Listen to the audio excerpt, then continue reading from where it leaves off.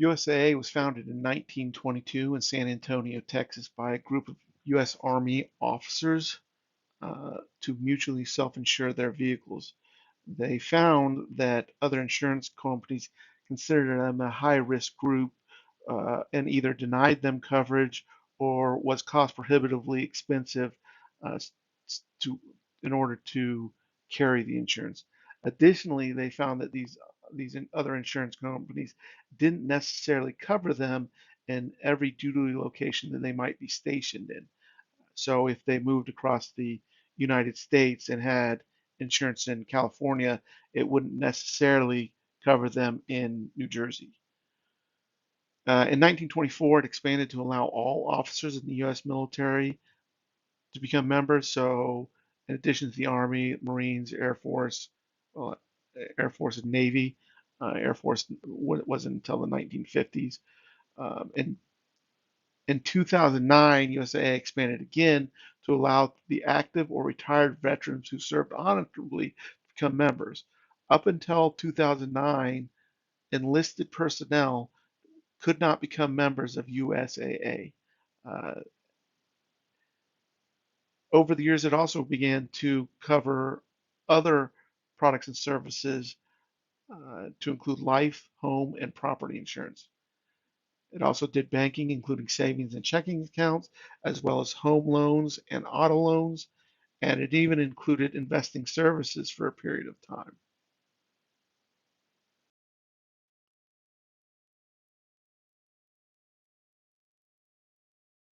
Fortune's World's Most Admired Companies list is compiled by Korn and Ferry, which distributes a survey to executives, directors, and industry analysts, and they grade the companies between 0 and 10, 10 being excellent.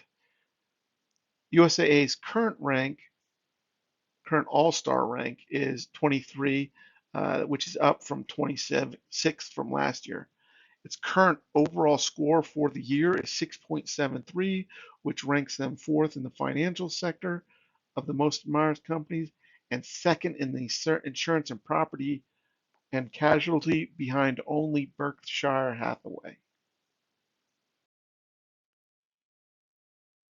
Categories concern are social responsibility, quality of products, people management, and financial soundness. The ramifications of this is they do have a higher than expected turnover cost. They have less revenue growth, limited potential growth, and a limited product line. And the social responsibility issue is out there as well. One of the issues that it faces with all of these uh, problems is that it only really caters to active duty and retired members of the military. This ignores 90% of the population, which may explain the concerns related to quality of their products and financial soundness. They will never be able to compete with companies who do business with a wider percent of the population for revenue. Less revenue means a slimmer line of products and less funds available to improve financial instruments.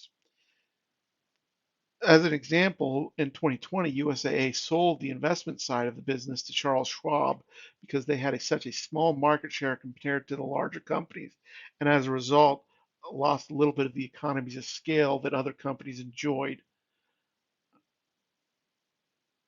When it comes to social responsibility, due to the nature of how the survey results are obtained and the niche market USAA inhabits, social responsibility is underappreciated by the wider public. And we'll cover that here in a couple slides.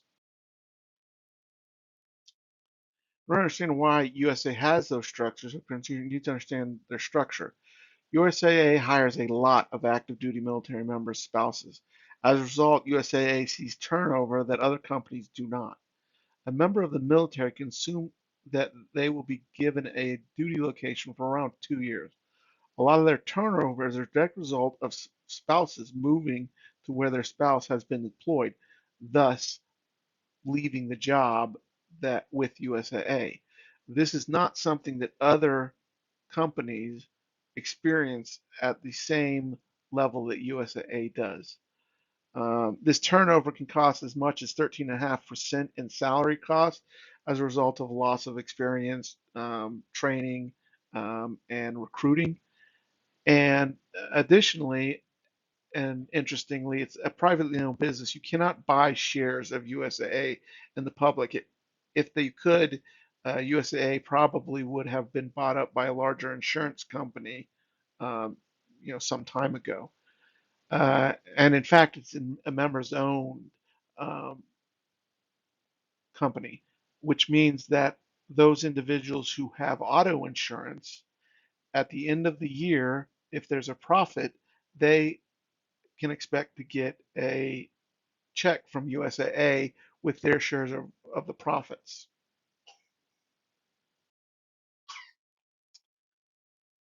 Um, USAA scores pretty high with regards to its conscious capitalism. It is regarded highly by the community that they serve, active duty military personnel and retired military personnel. Um, the issue and why they're ranked lower than they possibly should be is that their social advocacy deals directly with those issues that members of the military face, including mental health um, and well-being. Uh, USA does economic mobility to improve financial opportunities for veterans. Uh, they want to build resilient communities and employee engagement, encourage employees to volunteer and donate. All of these efforts are directed very specifically at um, active and active and retired military personnel. As a result, because of the way the survey is done, and an executive at a another bank is not going to be aware of these things because it does not directly impact those communities that they are a part of that they look at.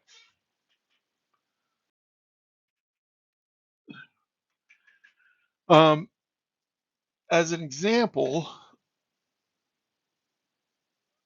they regularly are on the list of the best places to work.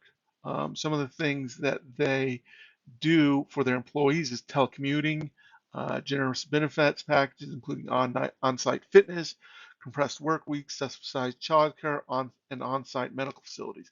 All of these benefits are um, extremely valuable to those individuals who, if they're in a position that they can move and work remotely, they can continue to be employed by USAA.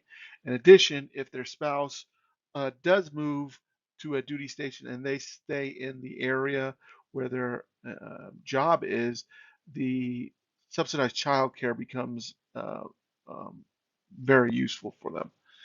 These are all examples of the company working for the um, best interest of the different groups that make a company successful. Um,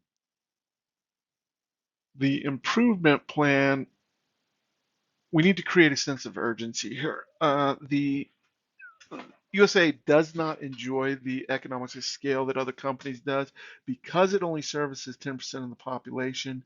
Um, as a result, it does not have, uh, according to the survey, um, widely recognized high quality products, and it is not recognized as very financially sound. This is only because you have to compare its financials to larger organizations uh, that deal with a wider percentage of population. Um, we'd like to um, form a coalition uh, um, starting at the members. Because it's a member-owned coalition, they do have a significant amount of sway. So we'd like to begin to communicate with the members and potential members of USAA to create an inertia that allows us to expand the net, expand the market with which we do business. We're going to create a vision to widen that market, but keep the core mandate of servicing those who serve. And with that, we would uh, like to build and change with frontline first responders. We'd really like to start with police, but and we'd like to start with police in large part because around 25% of police officers are ex-military officials. So we've already got a significant group of people within the police department who may have experience or are already capable of becoming members who can be a sort of frontline marketing for our products to police. Fire EMS are also good sources. Um, both of them have significantly high uh, uh, members who are ex-military. Fire has around 19%, and EMS has 10%. And then maybe potentially in the future, we'd like to include allied foreign military officers and enlisted men, such as Great Britain, um, France, those nations that have um, military connections with us. Um, we like, we're going to anchor the change in culture by recruiting employees from these new groups to actively work within USAA and try and develop uh, the culture such that they are no different than the military families. Uh, we feel that there is enough cultural crossover between first responders and allied military members that it wouldn't be a big cultural change for them to become members. Um, some of the concerns we have are the there's a brotherhood that gets formed by military members. They have a lot of they have a lot of unique circumstances under which they labor, and this creates a degree of trust and brotherhood within it. Um, and this expanding it beyond the military could threaten the expertise. It certainly could threaten the power of as a result of military centrism that USAA has spent 102 years developing, and it could, particularly with regards to the social responsibility access, uh, uh, could um, diminish some of the um, monies going out to the groups who are helping military families with the issues that they encounter. The hope would be that if we expand the market share, that we also expand our revenue, and so that don't have we can contribute more to these functions in addition to these um, other frontline first responders.